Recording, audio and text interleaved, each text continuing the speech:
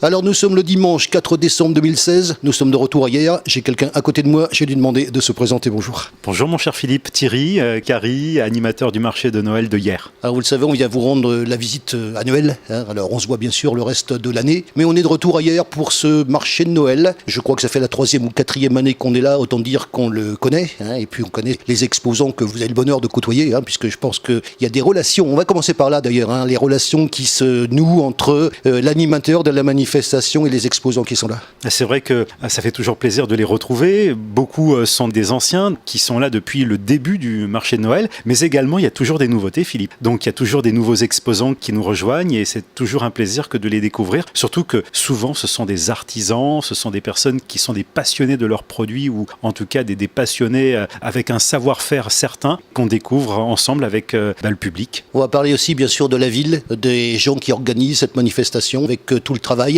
les équipes techniques de la ville de hier, bien sûr, la partie commerce et la partie peut-être aussi artisanat, je sais pas. Tous les gens, on va avoir une pensée vers les organisateurs. Vous les connaissez, vous les côtoyez, un petit mot sur eux. C'est vrai que je les côtoie, ils font un travail vraiment incroyable parce que là par exemple côté déco de Noël, cette année il y a encore des nouveautés. Il y a par exemple une belle cascade de glace au cœur même du chemin de glace parce que ici c'est pas une patinoire, on prend pas de la vitesse, c'est surtout on va dire tout un chemin de glace avec des sapins, on se croirait dans un véritable village finalement en montagne. Au milieu de ce chemin de glace, il y a un grand rocher et dans ce rocher, il y a effectivement cette fameuse cascade de glace. Et très sympa aussi, une autre cascade, cette fois-ci de lumière, une cascade lumineuse qui fait tout Général de Gaulle, qui remonte devant le chalet du Père Noël et qui va jusqu'en haut de la place République où se trouve la fête foraine de Noël, mon cher Philippe. Oui, justement, la place ici, elle s'appelle comment ? C'est la place Clémenceau. C'est la place où le marché de Noël s'y trouve, donc véritable village de Noël. On se croirait en station de ski, en station de montagne, tellement c'est sympa. Et puis c'est vrai qu'on aime s'y retrouver, d'une part en famille. Le midi, on est en t-shirt quand il y a du soleil, c'est hallucinant. Souvent,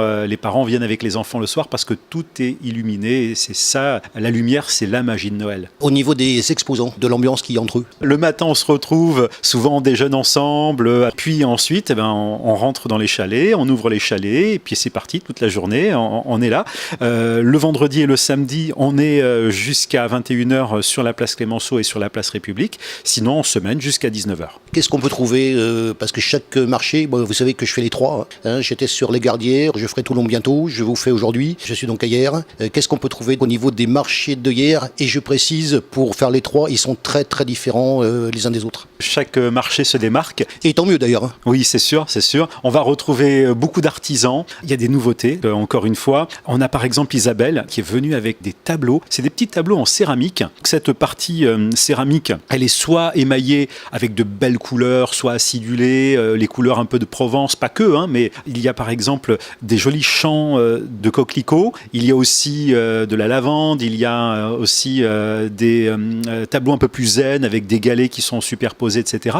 Alors cette partie émaillée, donc elle est belle comme tout, et puis à côté de cette partie émaillée, on garde une partie du tableau qui reste en céramique mais naturelle, donc poreux, et tout ce qui est poreux, eh bien on va l'imbiber d'huiles essentielles, et du coup quand on le met dans une pièce, ça peut être la salle de bain, ça peut être les toilettes, ça peut être aussi dans une chambre, dans un salon, ça va sentir très très bon et pendant des jours et des jours, parce que ça sera imbibé d'huile essentielle. Quels différents secteurs on peut trouver au niveau des exposants ? On a beaucoup d'artisanat. On a par exemple Jean-Marc qui, lui, est aussi un nouveau et qui a un savoir-faire.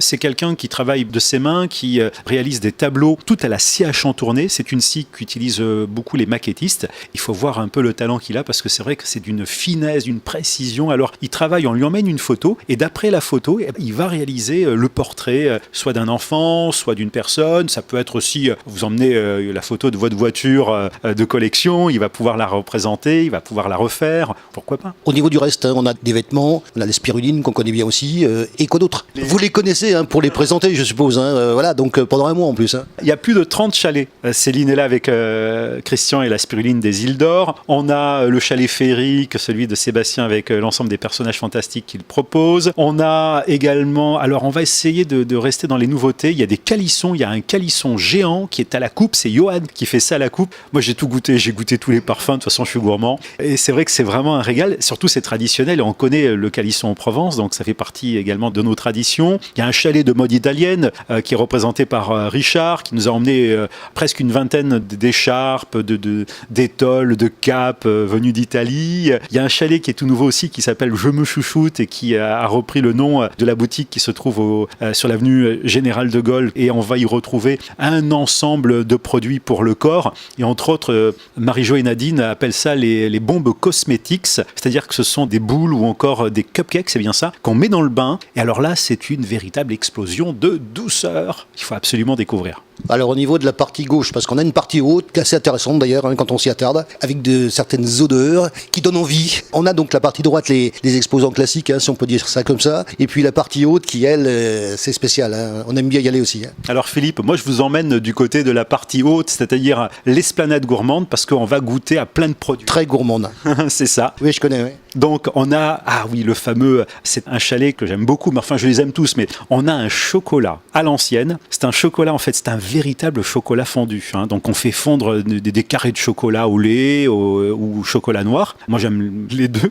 Donc et on rajoute du lait, c'est du lait chaud et du chocolat fondu. C'est en fait le chocolat chaud à l'ancienne. C'est vraiment un régal. Alors c'est un chocolat qui reste onctueux, c'est un chocolat qui est un peu sucré, mais vraiment un régal, Philippe. Alors l'aspect général, parce qu'il y a des gens qui ne connaissent pas, parce qu'il faut toujours se mettre à la place. Il y a des gens qui connaissent, il y a des gens qui viennent toujours pour la première fois, qui découvrent, et je pense aussi quelque part qu'il faut leur laisser le plaisir de la découverte. Il faut qu'ils découvrent aussi par eux-mêmes, avoir le plaisir de la découverte, découvrir tous les chalets, tout ce qui est proposé, avoir le contact justement avec les exposants qui sont là pour les accueillir. Comment vous voyez ça, le rôle de l'animateur? Vous avez pour tâche de présenter les exposants, et puis bien sûr avec le public qui vient vous voir et qui vous écoute en plus. Alors c'est vrai que moi j'aime bien regarder les enfants parce qu'à chaque fois ils ont les yeux qui sont émerveillés, quoi. Ils sont les yeux grands ouverts comme ça, ils regardent un peu de partout. Alors bien sûr le Père Noël est là, donc automatiquement ils ont aussi un peu la pression.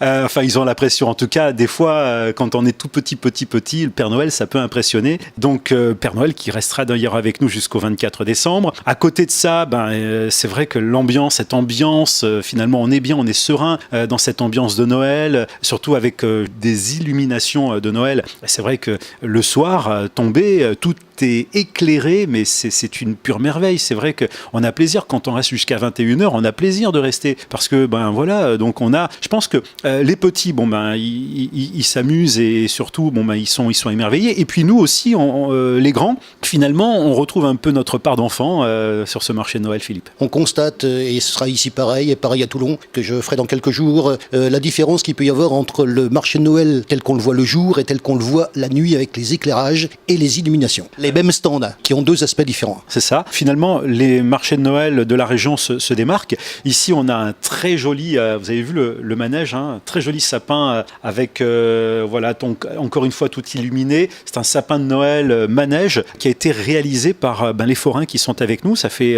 2 ans qu'on les invite. C'est une création. Ils ont entièrement fabriqué leur manège avec toute la décoration qui va autour. Et c'est vrai qu'on se démarque, grâce à ces forains, et choisi par la municipalité, ce marché de Noël se démarque aussi. Il se démarque aussi parce que l'esplanade gourmande, on était tout à l'heure sur l'esplanade gourmande, il surplombe cette esplanade, il surplombe le chemin de glace. Donc ça veut dire que les parents, ils ont envie d'apprécier un bon vin chaud, par exemple chez le chalet de Polo, qui est avec nous depuis quelques années maintenant. Chaque année, il revient nous retrouver d'Alsace. Il est propriétaire du domaine Mosbar. Donc les parents apprécient le vin chaud. Les enfants jouent sur le chemin de glace et on domine le chemin de glace. Donc on voit exactement où se trouve l'enfant. Et c'est vrai aussi que c'est quelque part ce qui fait aussi que ce marché se démarque. En plus, sur cette esplanade, on est véritablement, on a l'impression, on n'est pas ailleurs, on est en montagne. C'est ce village qui est vraiment extraordinaire et qui permet à tout un chacun de venir se dépayser quelque part tout en restant dans la cité des Palmiers. On va revenir sur l'inauguration parce que bien sûr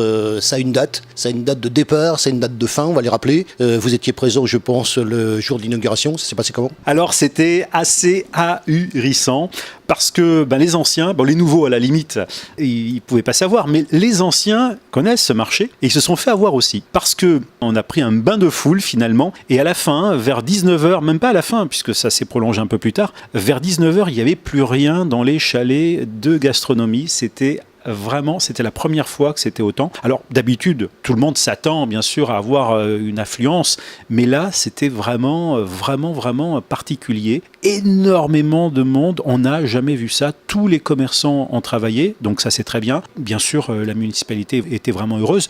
Moi en tout cas, je me suis beaucoup amusé. On va parler bien sûr, parce que ça dure un mois, les dates pour aller jusqu'à Noël et après. Cette année, on va jusqu'au 31 décembre. D'habitude, on va jusqu'à la première semaine de janvier, mais les vacances scolaires font que on va pouvoir s'arrêter le 31 décembre. Donc cette année jusqu'au 31 décembre. Avec une pause le jour de Noël? Avec une pause le jour de Noël, il n'y a pas de pause. Je pose la question justement. En fait, bien évidemment, on aura peut-être quelques chalets qui seront fermés, mais on sera là. On sera là, moi je serai là, de toute façon, l'ambiance de Noël sera là, la patinoire sera ouverte, donc on sera là pour vous accueillir. Donc c'est reparti depuis quelques jours pour vous, pour une nouvelle saison, une nouvelle année. C'est ça Philippe, encore une nouvelle année et ça me fait plaisir bien sûr de retrouver les exposants, de retrouver également toute cette ambiance de Noël et tout le public aussi. Avec toutes ces années, je commence un peu à connaître quelques personnes ici, ça fait véritablement chaud au cœur de les retrouver.